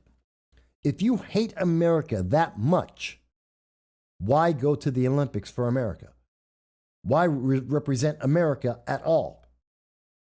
I asked the same thing of Megan Rapinoe of the U.S. women's national soccer team.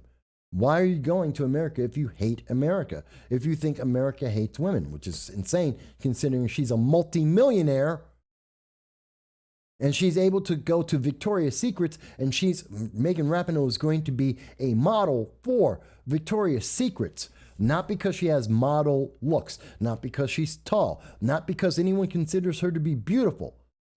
She just happens to be a woman playing a game.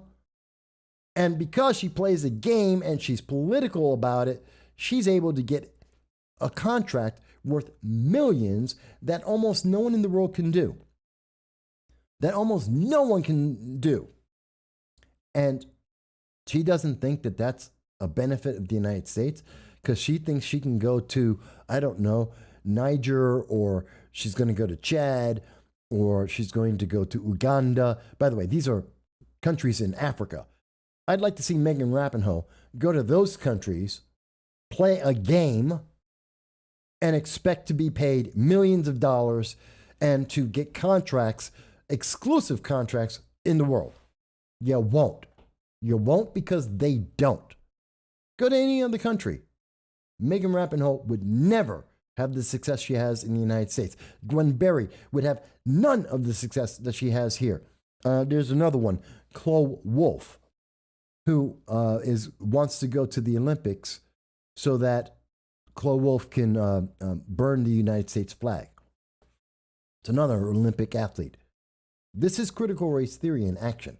This is the brainwashing of our children and to accept less from them, saying that they don't need to speak English, that as long as they are towing the line and they're not being extremists like Facebook would like to identify them as long as they're doing what they're told, being mindless robots, serfs, that they are, they're able to get all the success they want.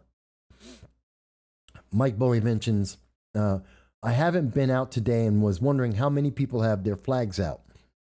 I would tell you that it's less than 2020 and less than in 2000 and absolutely less than 1970. How's that for my guess? And I bet I'm right. I bet I am. By the way, folks, I've also noticed more and more, if you are not, I've heard this from a couple of people that they've tried to make comments on one of the Facebook channels, on DLive, and sometimes on YouTube, and the comment doesn't go through. Just keep trying. Or call into the show, because I know that some of the internet overlords do block this information. But I want you to understand that this is terrifying to me, man. This is horrific. That we are watching on so many levels. And we are trying to make sure that we have a hate for each other. Let me ask everyone, does anyone know what a militia is? Anyone watching the show right now, and in the comments, if you're watching the show afterwards, do you know what a militia is? Because according to the news media, the militia is a right-wing group of white men with guns. That's how they define a militia. And this is dangerous. And that's why they want to have the United States government. They are the most dangerous people in America. Because not one militia, not one recognized militia, sorry, that's a fly, not one recognized militia in the nation has ever taken over a city. BLM has taken over cities, Antifa has taken over cities, and BLM, Antifa, and the far left, they have killed people like David Dorn, Jessica Dottie Whitaker. Yeah, they've done that. But the problem is white militias. So what happens about yesterday? Did anyone hear what happened on July 3rd? In July 3rd, on I-95, going from Massachusetts to Rhode Island, there were a group of men that were stopped. I don't know how many people heard about this, that they closed down I-95 because of this. There was a group of men, and I want you to understand exactly. The incident started at 1:30 a.m. This is from NPR. NPR. The incident started around 1:30 a.m. when state police noticed two cars stopped at the side of I-95 near Wakefield, Massachusetts, apparently out of fuel. As troopers stopped to assist, they noticed that some of the individuals near the cars had military-style gear and were carrying, here's the big thing, carrying long guns and pistols. You can imagine that 11 armed individuals standing with long guns slung on an interstate highway at 2 a.m. in the morning certainly raises concerns and is not consistent with the firearm laws that we have in Massachusetts. Thus, there was a standoff. So the problem here isn't, by the way, the problem here isn't the men. Because something you haven't seen yet, who are these men? See, whenever you hear about militias, you always get told two things immediately, that they're right-wing and they're white. And if they have guns, we're told about that immediately as well. Because, which it was the story that we were told here about the, there it is, the Los Angeles Times. What protected the member of the city government, of Oakland City Government, Department of Violence Prevention? What protected the newscasters at KNTV? A guard with a gun. So guns are sometimes okay, except when someone who's in a militia has it, especially when they're white. And the problem here is these people were from Rise of the Moors. I don't know how many people saw this story because it basically got killed. Because even though they shut down I-95, hey Lacey, give me 1 second on that question about the New York City mayoral race. What happened is these guys on I-90, they shut down Interstate 95. For several hours, there was a standoff by police and 11 armed men. And if you notice, no one's mentioned who are these men. The reason why you don't know who these men are is because they're black. They're black Muslims. And that's why you didn't hear about this story. The men on I-95 who are part of a militia group, supposedly, they are a black militia. And it's called Rise of the Moors. Don't believe me? Here's NPR telling you directly. Their group is called Rise of the Moors. Who in the world are Rise of the Moors? People have been searching for that and trying to figure it out. Well, I found out a little bit more about this because here it is, another AP story. The 11 people in custody after hours-long armed standoff on 95. AP News isn't even telling you that this is a militia group. They're not telling you that they're white or black. They do that for every white person in a militia group. They don't know. They're avoiding that. Why? Because it doesn't follow the story. Now, what are they trying to tell you about this story? They're just avoiding information. By the way, in this story, on the AP News, as you're looking through, that these men were trying to go into Rhode Island for training. Where are you seeing? It says it right here, Rise of the Moors. A group that says that they are not anti-government, that they are not anti-police, that they are not sovereign citizens, and they're not black identity extremists. Well, wait a minute. This group, who are not recognizing themselves as American citizens, how can you say you're not anti-government and that you're not anti-police, but you're also not an American citizen in the United States with firearms? This is a problem. And it's because people don't want to talk about this organization. When you look at, because people are looking for this, and the Boston Herald understood who is Rise of the Moors militia group that stopped traffic on the highway. And they asked that question. The group's sovereign citizen beliefs mean that what you and I would think of as legitimate government is an illegitimate government that holds no authority over them whatsoever. Isn't this what the Biden administration is telling us we should be afraid of? Isn't this exactly what they should, the Department of Homeland Security, isn't that what they're supposed to be targeting? Aren't these the people they're supposed to be going after? Listen to this. This is from Rise of the Moors. This is their YouTube channel. And this is a video that they published on June 8th, 2021. I want you to hear this. This is what they had to say. It's not just one Moor, but there's several Moors that have specified that I don't honor the teachings of Noble Drew Ali because I suggest Moors bear arms. I encourage Moors to bear arms, and I encourage Moors to protect themselves. So I'm going to use Prophet Noble Drew Ali's teachings to prove that I respect Prophet Noble Drew Ali's teachings. Okay, he's going to use the teachings of a guy he calls a prophet to prove that the prophet is right. And this is his defense of whether or not this group is a domestic terrorist or Moorish vanguard. Are they terrorists or not? Well, they can't be terrorists because the prophet said they're not, and the prophet is the definition of it. Circular logic. And by the way, Dal asked, does anyone understand the word Moor? Knows what kind of group they are? Yes, Moors are Muslims, amongst other things, but they are Muslims. So this is a Muslim terrorist group.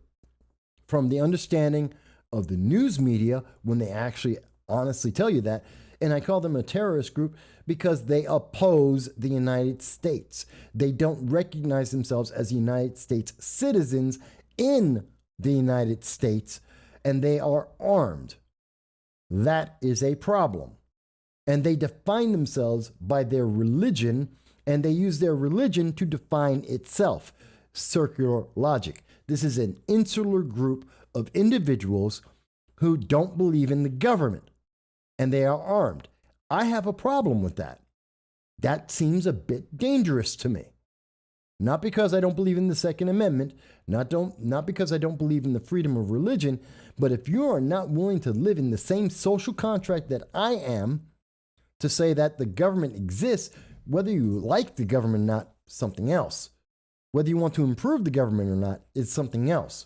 But if you tell me that if I don't believe your religious viewpoints, that I am an outsider and that I have to be treated differently, and you are armed, and you don't agree with my government, and you don't recognize the power of my government or police, you're a danger.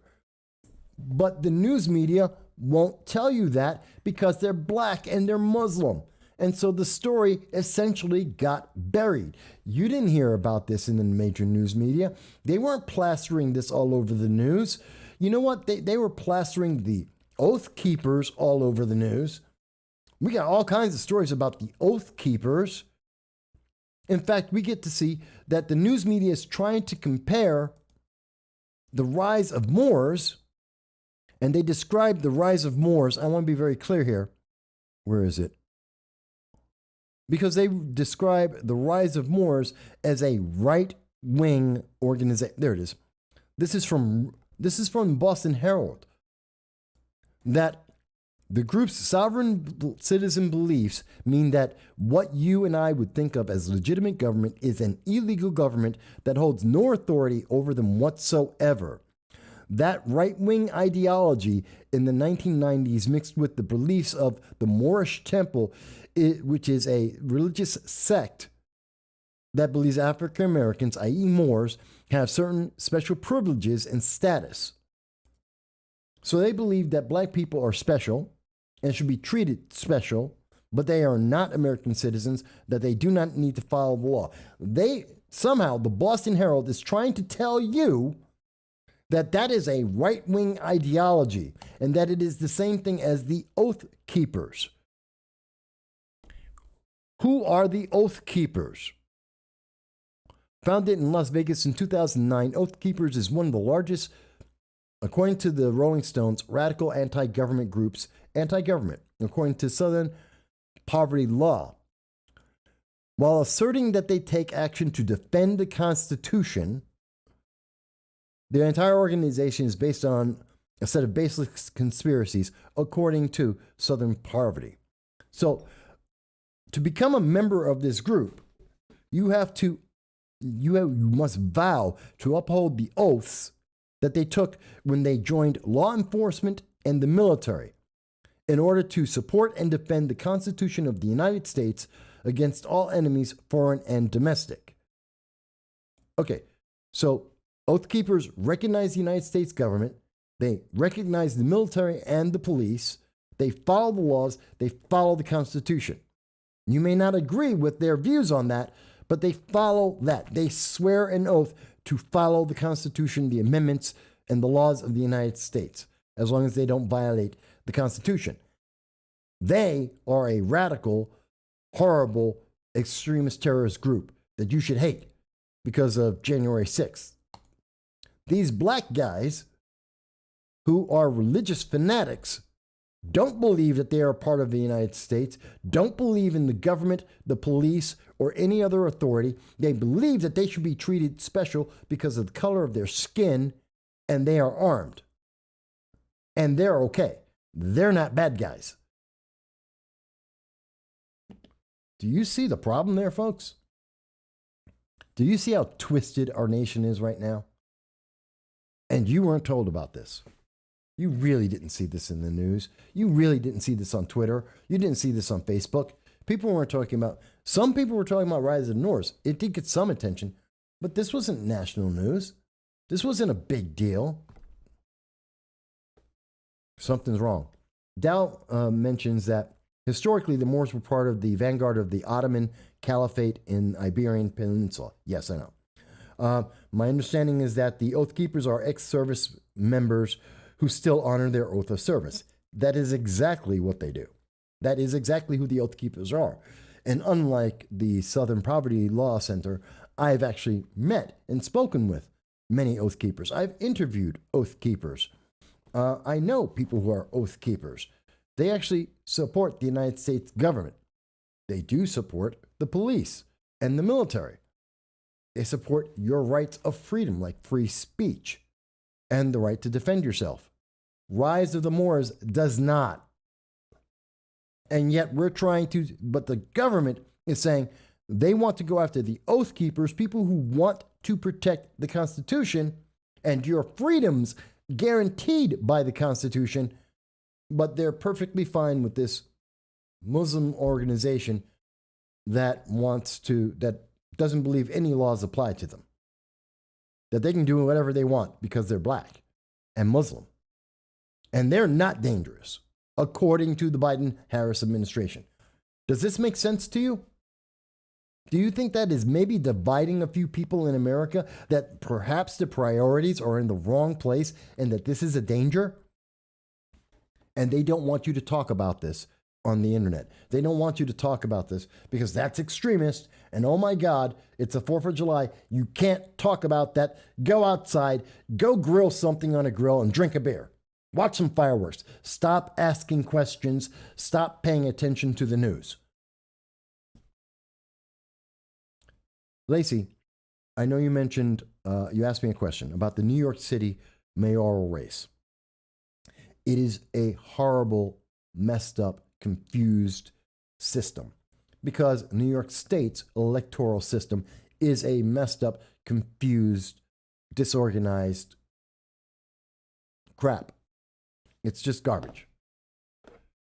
So it is the New York City mayoral race is the full realization of that morass, that swamp that is New York State politics, which is why 135,000 test ballots were suddenly found when one of the candidates said, the votes don't make sense. The numbers are wrong.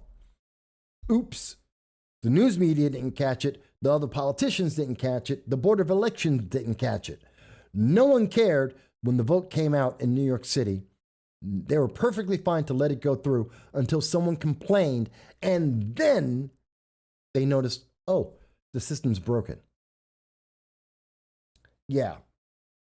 Because New York State is doing so well, their election laws, everything is so fair and fine. And you shouldn't ask a question about it. You can't question it. It's only been, half a year since the 2020 election? How dare you ask questions about New York City system, and you can't ask questions about it, and 135,000 test ballots that changed who's in charge, who's winning the primary election, that doesn't matter. That's just, oops. Sorry, mistake. I'm telling you, folks, this is a problem. And on July 4th, yes, you can go out and have a beer. I want you to have fun. Please, and see some wonderful fireworks. Enjoy the time with your friends and family and have great love. But have in the back of your mind that our nation is in trouble and it needs you desperately. Because there are people who are using the socialist and the progressive ideologies to try and undermine and destroy everything you have right now. They're willing to overlook and give power to groups like Rise of the Moors. They're willing to give them power and give them a pass to treat them with kid gloves while they're willing to punish other Americans. They're willing to, like with Facebook, to try and label you as an extremist and to re-educate all the people that you know rather than let you have free speech.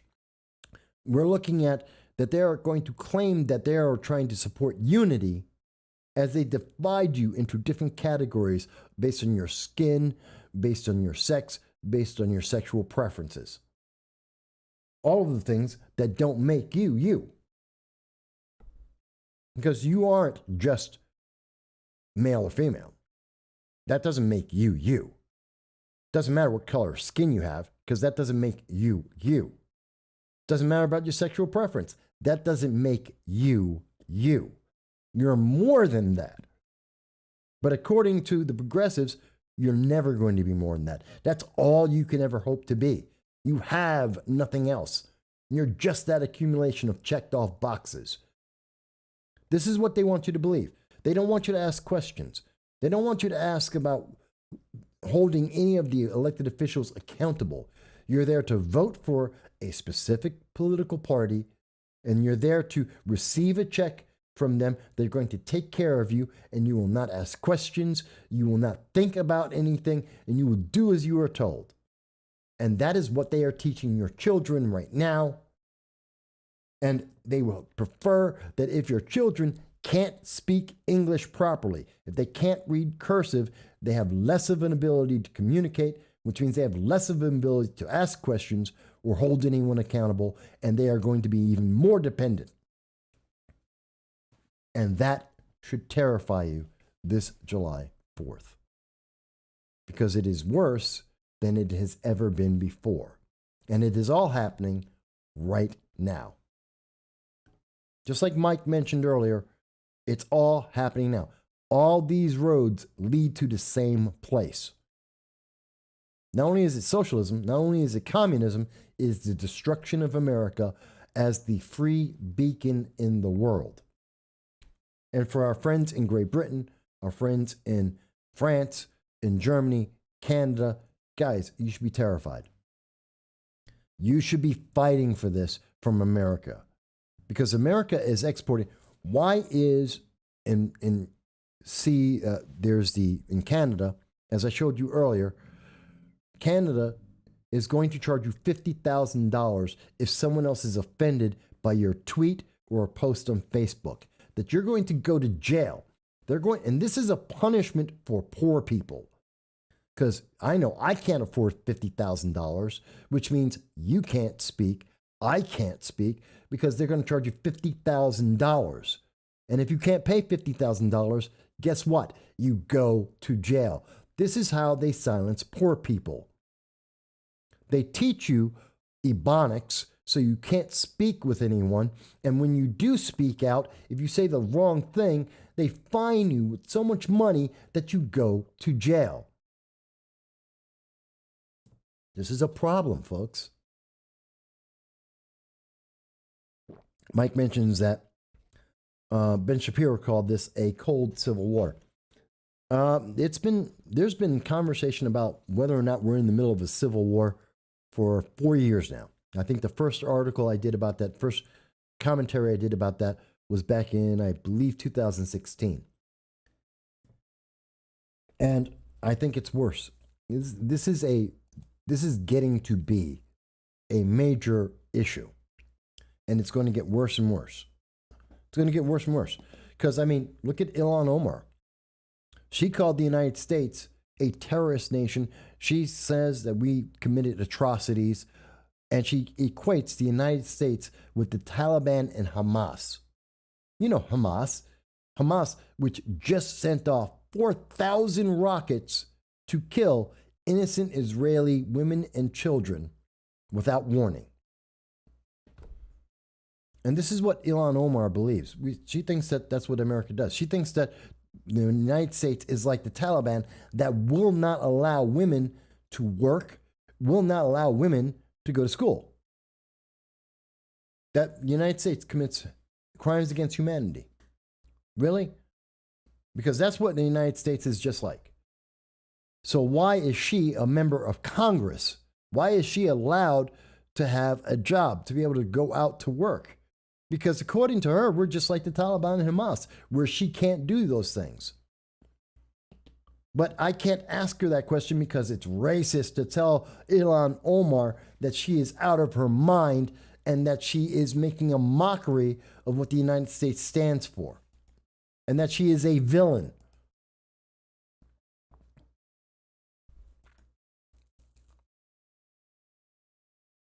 You know, Mavis mentions Tim Pool has been saying that for a while, referring to Michael's comment about a cold civil war. Tim Pool is just saying it's more of a hot civil war now. Just because we aren't shooting at each other doesn't mean there isn't a fight. Dow mentions we're going to be seeing homelessness, mass inflation, supply shortages on top of massive restrictions on personal liberties through lawfare, at least for the next 5 years. Well, as we've said on this program and we've identified, there is by 2025, it is expected that the United States will have somewhere up to as much as $50 trillion in debt. About a third of all the money in the world will be our national debt. We're seeing that the Second Amendment is being impinged on. We know that Democrats are trying to flood the Supreme Court with liberal justices, progressive justices, so that they could pass more of these laws. We know that we're looking at the second half of this year, 2021, as we stated in, I think it was February, that the second half inflation is going to go double digit, which means poor people are going to be suffering. And that's going to affect jobs. And we know that there's an eviction crisis. We've been talking about it since December of 2020. And it's being kicked down the road. And now it's been kicked down to August 1st. And I guarantee you that on August 1st, they're going to kick it down to October or November. They're just going to keep kicking down the road because they don't have an answer for it. And while all of this is happening, I did promise I wanted to talk about China.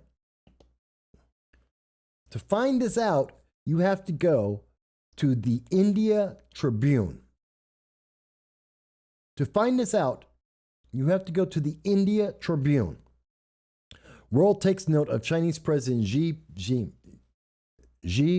Jinping's blood steel wall jibe. Let's understand this. It was the Chinese Communist Party president, Xi Jinping, threatened the United States. He threatened the free world. He did this on Thursday, July 2nd. And the United States Secretary of State, Tony Blinken, paid attention to the comment that the United States was threatened with having our heads bashed against the bloody Great Wall of Steel by China. And the answer from the United States Secretary is that, but we're not going to comment on the specifics. That they paid attention to it and they're just not going to mention it. Are you kidding me? We're not going to talk about the fact that the Chinese government, the communist government, threatened to bash their enemies' heads, which means the United States. In fact, according to Vice, again, it's a left-leaning source, Vice tells you that you just don't understand, and they're trying to excuse this. They are trying to apologize for this. According to one of their sources, Wei Qiang, an independent political scholar in Beijing, said throughout the Communist Party's history, the phrase heads broken and blood flowing was often used to describe Beijing's defeat of American-led United Nations forces in 1950-53 Korean War. China was fighting on the side of North Korea. Quote, it's like blowing a whistle and putting people back into the imagination of the Korean War. It stresses on confrontation and it's used to incite anti-American, anti-Western sentiment. Chairman Mao used the exact same phrase in 1959. That's gotta terrify you. It's going to terrify you. And what I'm looking for is I want to give you the exact quote of what he said. The president, China's president, literally said he wants to see people's heads break and their blood flow. This is what he said. According to the New York Times, the Chinese people will never allow foreign forces to bully, oppress, or enslave us.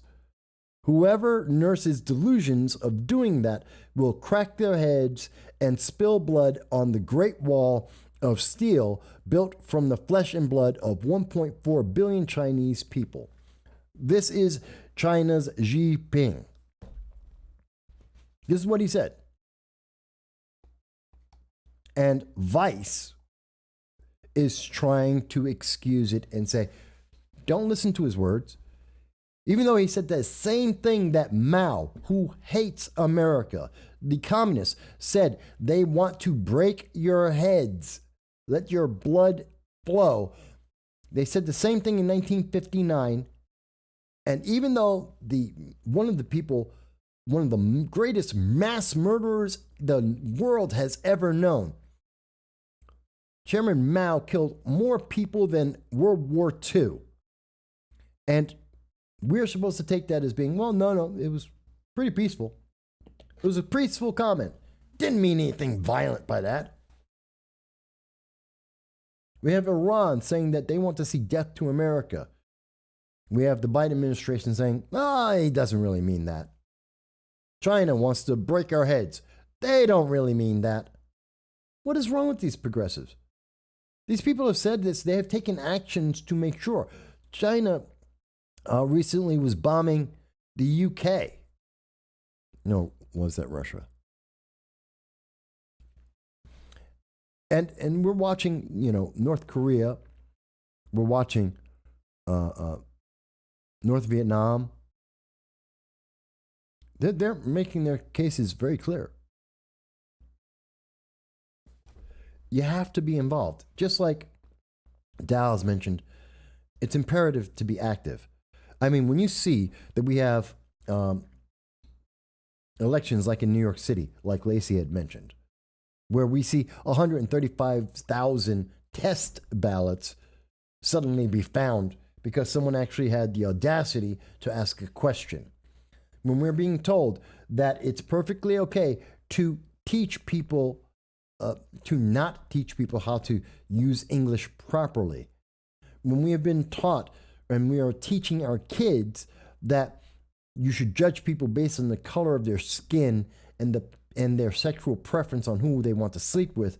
And when we watch them say that, oh, by the way, those people you sleep with, that can include being a pedophile and preying upon defenseless children, as Christy Alley did point out, and I want to show you that again because I didn't make it up, that's what's being defended. We are watching people try to destroy our nation. It terrifies me. We're being told from the outside, people want to destroy our nation. China, Iran, Russia, they want to destroy us. And we're watching people inside the United States saying, let's destroy our children by giving them over to pedophiles. We're watching our nation say, we don't have to teach them properly because of critical race theory and ebonics. And we have to teach those kids to, instead of learning how to communicate, to be able to separate each other and hate each other based on someone's skin color and their sexual preference.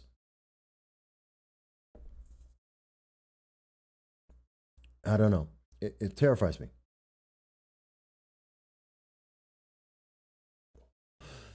Yes, I've made Dal's asking me if he's joking with me about it. This being a mostly fake news, kind of mostly peaceful statement. That, according to Vice, listening to Chairman Xi Jinping of China say that he wants to break the heads of Americans and let the blood of Americans flow is mostly peaceful. I mean, he's just like Antifa as they commit arson and burn down buildings with people in them. They did. Check out the news. Go back to Minneapolis. Look at the reports. There was someone found in the building. They died from the fire. Yeah. It's terrifying. Mavis mentions Tim broke the story that China are building 100 nuclear missile silos on Friday. Yes, I saw that. Lacey says, is the current U.S. political climate in part due to Enlightenment ideas taken to an extreme? No, because this isn't Enlightenment. This is progressive. This is a continuation of what we saw in the 60s and 70s, which most of the people watching YouTube right now weren't alive to see.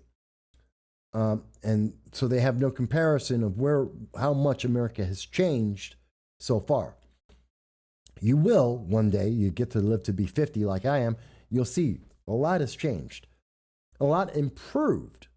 But we are on the tail end of that improvement. We're going back to what we saw in the 60s and 70s, which was a breakdown of our society, that people were being judged based on the color of their skin, and that an elite group of individuals had decided for themselves that they were smarter than the average American and that they should be the only ones who have a choice and a voice.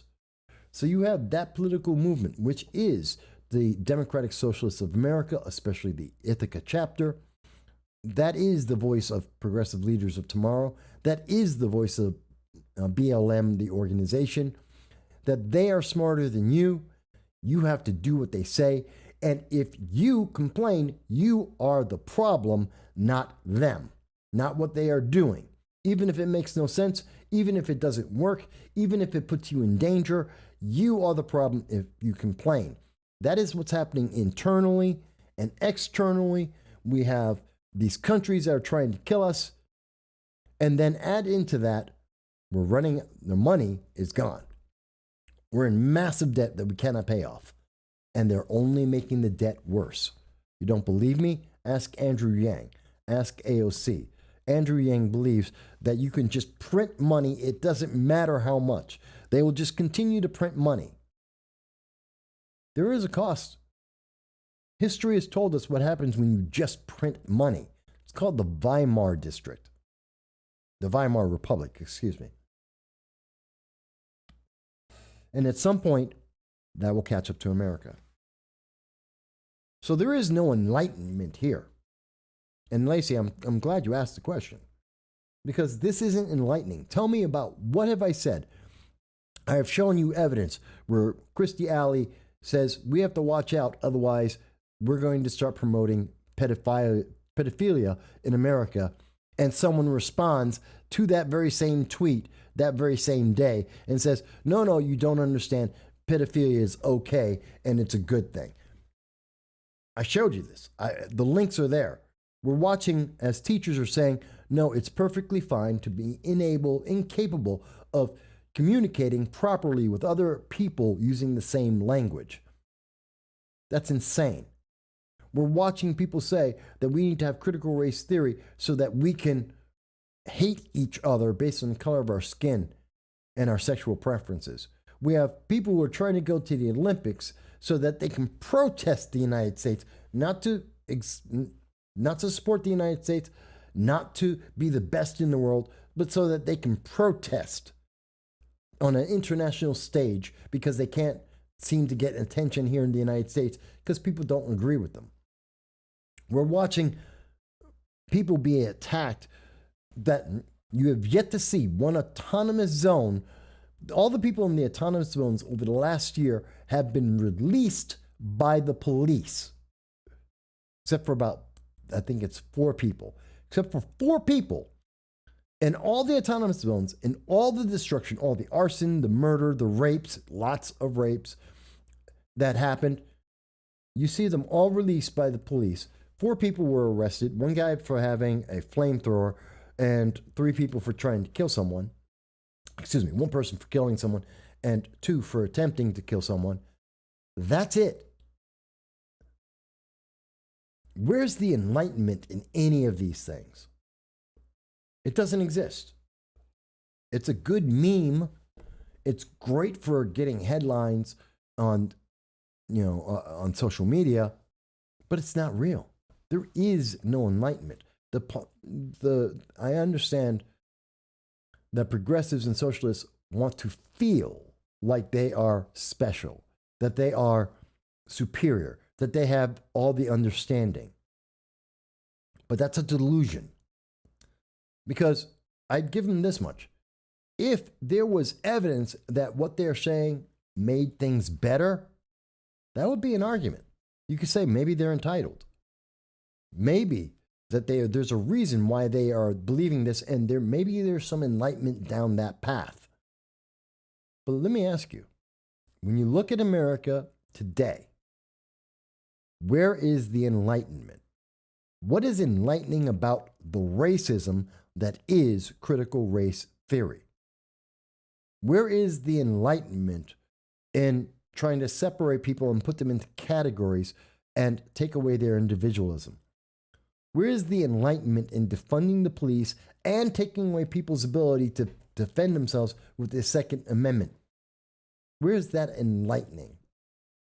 When you're willing to hear teachers say that they want to praise and raise up a career violent criminal and raise them up as a hero, where is the enlightenment? Destroying our economy, where is the enlightenment? We can go over action after action after action for the last several decades. Tell me, where is any of this improving anything for anyone? Because it is not. Well, actually, it is improving a very small, specific group of approximately 235 members of government. They're improved. They're more politically powerful. They have more control over your life. But that's about it. They're the only people who are benefiting from this. Patrice Cullors, who created Black Lives Matter, the organization, who is a self-avowed communist, she benefited. She's got 5 houses. How are you benefiting? Mavis states, enlightenment implies some sort of morality, and the left have no morality. Progressives, socialists, we've seen the morality of socialism and communism.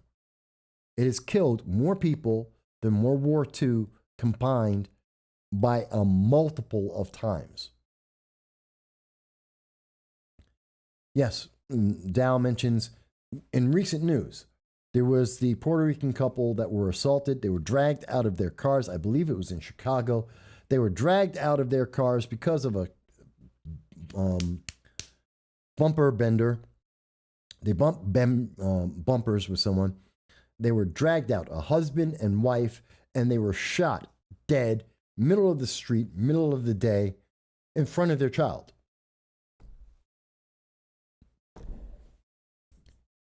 That's insane. But you shouldn't have the ability to have a bulletproof vest. You shouldn't be able to have a gun to defend yourself. That's according to the progressives. That's in New York State and across the country. And government will protect you, even though there won't be any police there to protect you. It's terrifying. Enlightenment also, Dow mentions that enlightenment also encompasses individual responsibility and accountability in conjunction with interactions in society. Yes. And none of that has to do with critical race theory, intersectionality, gender identity politics, the power of socialists in the United States. None of that has anything to do with any of them. There is no individual responsibility in socialism. You're just part of a group of people. You have no accountability. Government runs everything. There are interactions in society are controlled by the government. And if you don't do what the government says, you get to be thrown into a gulag. You get to be like the Uyghurs in China. You disappear. It's terrifying, folks. I know, it's not a feel-good 4th of July. It's not a happy kind of moment. But America is known for rising to the need, to the cause. We need to speak like we are right now. And I hope people will share this. I hope you will, if you found any of this to be interesting, informative, please like it, share it. Most of all, subscribe. Get the algorithms up so that we can share this with other people around the world and in the United States and let them know that freedom is still bright in America, that people still celebrate freedom, free speech, the expression of free speech, that we believe in the Constitution, we believe in inalienable rights, and that we will maintain America as it is in the Constitution, in the amendments, with our laws, that we will preserve freedom so that there is something for them to look towards, to be inspired by, to try and attain. Just like the guys in Hong Kong when we started the show, that they do. That we have inspired them to look for freedom, to have a better life. I don't look at this as a negative because I'm continuing to fight. Not only on the internet, but I've also been a part of my local politics. I've run for elected offices. Have I lost? Absolutely. But I tried. And I've inspired others to try and be involved in politics, to run for elections of their own. And that's how we make the change. We stay involved. We keep making these actions. We still keep the flame of liberty high and bright and let the rest of the world see it and know that it is not being extinguished by progressives and these political idealists, these leeches on freedom. That's right, Mike. God bless America. God bless America. We aren't perfect. No, we're not. Then again, we're human beings. We're not going to be. I don't expect America to be perfect. I just expect America to still be free. And because we are, that does make us the best in the world. And we are. Because you know what? I don't need any more proof than 600,000 people who walked 1,000 miles, maybe 2,000 miles, through all kinds of hardship, sexual abuse, drug abuse, into the United States because they were hoping to get a taste of the freedom we have here. And no one would do that anywhere else in the world. No one is making that kind of a trip, subjecting themselves or their children to that kind of hardship anywhere else in the world, just in America. God bless America. We must be doing something right. Let's keep doing it right. All right, folks, it's 4:47. We've been on for 2 hours, 15 minutes. It's 4th of July. I want you all to have, go out, get your beer. Go out and grill some food with loved ones around you. Wait for the sun to set and watch the fireworks. And remember, as that's going off, it's not just a day off. And what it's really about is that we have to make sure we have this freedom every day, not just on July 4th, every day.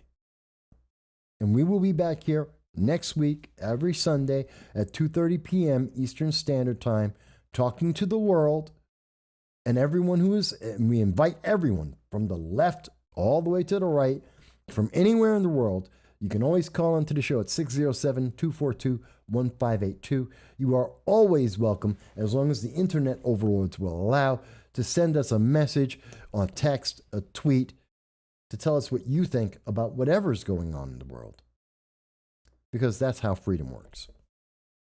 God bless America, and I hope you have a great 4th of July.